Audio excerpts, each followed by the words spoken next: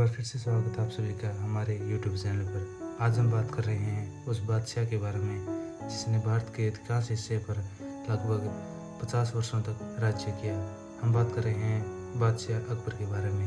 अकबर का जन्म सन 1542 में अमरकोट में हुआ था। ये हुमायूं के पुत्र थे और जहांगीर के पिता थे, तीसरे शासक और सबसे सफल शासक मुगल एम्पायर के। आमतौर पर बच्चों के बचपन के समय में उनके माता पिता उनके साथ रहते हैं, लेकिन अकबर के साथ ऐसा नहीं था। अकबर के साथ ना ही उनके पिता और ना ही उनकी माता उनके बचपन के समय में उनके साथ रह पाई थी।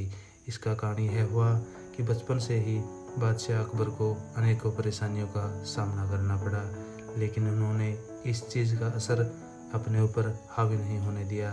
बादशाह अकबर एक बहुत ही पावरफुल और लीडर, इसी के साथ साथ वे एक कुशल मिलिट्री एक्सपर्ट भी थे। अकबर वैसे तो अनपढ़ थे, लेकिन फिर भी इन्होंने 24,000 किताबों की एक लाइब्रेरी अपने पास रख रखी थी। अब अकबर को तो पढ़ना आता नहीं था, तो वह क्या करता, इन्होंने उन किताबों को पढ़कर उन्हें समझाने के लिए लोग रखे हुए थे, जो रोज़ शाम को कई कई किताबें उन्हें पढ़ाते और समझाते थे। आने वाले समय में इन्होंने भारत के अनेकों राज्यों को अलग अलग रणनीति के द्वारा अपने अधीन किया। शुरुआत इन्होंने राजस्थान के आमेर से की। आमेर के राजा को तो ये बिना लड़ाई लड़े ही जीत गए थे, और बाद में आप सभी जानते ही हैं इन्होंने आमेर की राजकुमारी जोधा से विवाह भी किया। अब आमेर जीतने के बाद इन्होंने बचे हुए राजस्थान और गुजरात को अपने अधीन करने की सोची, क्योंकि अकबर जानता था समुद्री व्यापार के लिए यह रास्ता एकदम सही था। और इन सब के बीच आता था चित्तौड़। चित्तौड़ उसमें एक शक्तिशाली और संपन्न राज्य था। उस समय अकबर यह जानता था कि चित्तौड़ को जीतना बहुत ज़रूरी है, नहीं तो आने वाले समय में यह एक बाधा का कार्य कर सकता है। अब उन्होंने राजा मान सिंह को अपने साथ लेकर चित्तौड़ के खिलाफ एक युद्ध लड़ा। उस युद्ध में 30,000 लोग मारे गए। अंत में युद्ध अकबर जीत गया। धीरे धीरे करके सभी राजपूत अकबर के साथ जुड़ते चले गए। अकबर बहुत ही कुशल तरीके से सोचने वाला बादशाह था। उन्होंने जितने भी राज्य अपने अधीन किए, उन सभी राजाओं के साथ एक मैत्री संबंध स्थापित किया। उन्होंने उन सभी राजाओं को उनके राज्य वापस दे दिए और उन्हें एक शर्त के अनुसार उन चीज़ों को वापस किया। आप हमारे अधीन होकर राज्य कीजिए और बदले में हमें टैक्स दीजिए। वे सभी मान जाते। अकबर बड़ा ही मास्टरमाइंड था। इसने राजपूतों को ही आपस में लड़वा दिया। राजा मान सिंह से महाराणा उदय सिंह और मान सिंह से ही महाराणा प्रताप को इसने लड़वाया। अकबर पूरा राजस्थान तो जीत गया, लेकिन उनकी एक छोटी सी रियासत मेवाड़, उसे अकबर कभी भी आसानी से नहीं जीत पाया।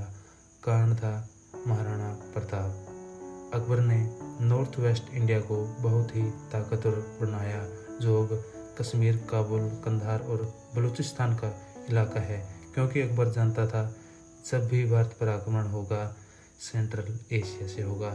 सेंट्रल एशिया आप समझते हैं, तुर्कमेनिस्तान, उज्बेकिस्तान, किर्गिस्तान, अफगानिस्तान, यह वही इलाके हैं जिनसे हमारे ऊपर सभी आक्रमण हुए हैं। आप देखते ही होंगे पंजाब के लोग बड़े ही चौकन्ने हैं, हरियाणा के लोग बड़े ही शारीरिक रूप से ताकतवर हैं, और उस तरफ पाकिस्तान के लोग भी लड़ाकू हैं। जो है नॉर्थ वेस्ट, हिंदुस्तान और पाकिस्तान का ऊपर का सेक्शन, इन्हीं के ऊपर बार बार आक्रमण हुआ, इन्हीं को बार बार युद्ध झेलने पड़े। साउथ के द्रविड़ स्टेट चारों ये पढ़ाई में अच्छे हैं। इसका कारण यह है क्योंकि यहाँ तक कोई पहुँचा ही नहीं, इन्हें कोई तंग करने आया ही नहीं। जब भी भारत पर अटैक हुए ऊपर से हुए। अकबर यह बात अच्छी तरह जानता था, तो उसने पूरे नॉर्थ वेस्ट पर कब्जा कर लिया, ताकि भारत के बाकी हिस्से पर वह आसानी से अपना राज्य चला सके और उन्हें संभाल सके। हम आपको अकबर के शुरुआती चरण के बारे में बताते हैं। जब अकबर गद्दी पर बैठा तो उनका एक सेनापति था, नाम था बैरम खान। अकबर उसमें बहुत छोटा था, तो उसकी शुरुआती सफलता में बैरम खान का एक बड़ा योगदान था। अब धीरे धीरे बैरम खान भी बागी होने लगता है। अकबर भी इस समय 18 वर्ष का होने वाला था। अकबर यह बात जानता था, लेकिन अकबर बहुत ही चालाक था। उसे यह पता था कि अगर उसने आगरा में बैठे बैठे बैरम खान को काबू करने की कोशिश की तो वह मारा जाएगा। तो उसने एक दिन बैरम खान को बोला, मैं शिकार खेलने के लिए जा रहा हूँ, और वहाँ से वह सीधा दिल्ली चला आया। दिल्ली आने के बाद उन्होंने सीधा शाही फरमान जारी कर दिया कि अब से मैं ही बादशाह हूँ, सभी फैसले मैं लूँगा। बैरम खान अब कुछ नहीं है।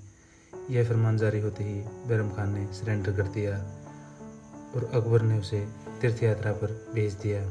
इनकी यही खास बात थी कि ये हर निर्णय बड़े आराम से और सोच समझकर लेते थे। अपने शासन में इन्होंने कभी भी किसी राज्य को बगावत करने का मौका नहीं दिया। अकबर ने ही मनसबदारी प्रथा का चलन शुरू किया था।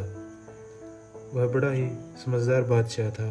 अकबर यह जानता था कि वह अकेला पूरे भारत पर कंट्रोल नहीं रख सकता। अब हम आपको सरल भाषा में समझाते हैं कि मनसबदार कैसे होते हैं। जैसे हमारे देश का प्रधानमंत्री का बादशाह हो गया, उसके मनसबदार हो गए गृह मंत्री, रक्षा मंत्री, वित्त मंत्री। ये सब अपने अपने हिस्सों का कार्य संभालेंगे और उसकी पूरी जानकारी प्रधानमंत्री को देंगे। ऐसे ही उस समय अकबर करता था। इसने हिंदुस्तानियों को ही अपना दोस्त बनाया और इन्होंने जोधा के बाद जैसलमेर की राजकुमारी से भी विवाह किया। इस प्रकार के संबंध से राजपूत और भी इनके प्रति लॉयल हो गए और अकबर ने न केवल हिंदू राजकुमारियों से शादी की बल्कि इनके साथ साथ उन्हें पूरा हक भी दिया।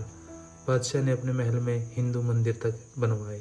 27 अक्टूबर 1605 को फतेहपुर सीकरी आगरा में इनकी मृत्यु हो गई। इन्होंने दीन-ए-इलाही धर्म की भी स्थापना की थी।